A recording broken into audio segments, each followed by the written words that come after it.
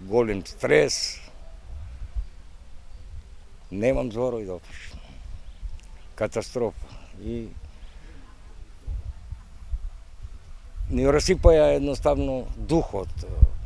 И по 19 години свежи се сеќавањата на Мирко Божиновски од село Лешок за кобното утро кога беше разрушена манастирската црква.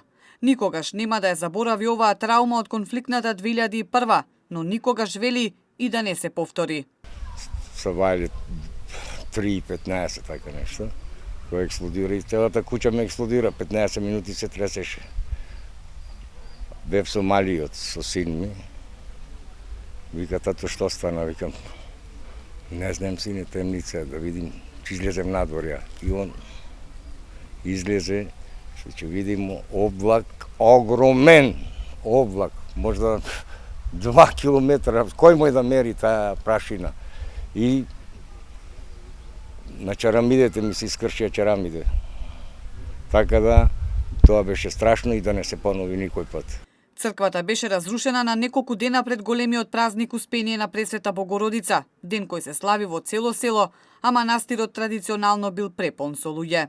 Манастирската црква беше минирана и речиси целосно уништена на денешен ден пред 19 години за време на конфликтот во 2001 година од страна на албанските терористички структури на ОНА.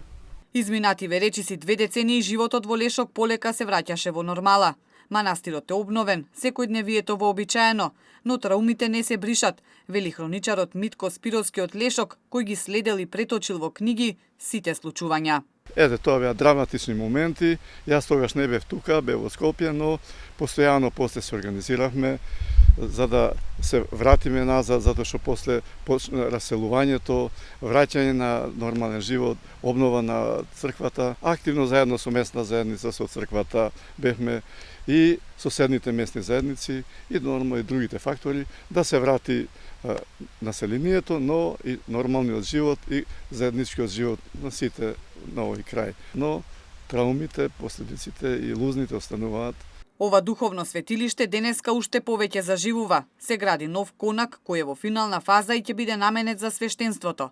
Стариот пак, каде ќе можат да престојуваат верниците, се реконструира. Полека со годините се собира и се повеќе народ за предстојниот празник.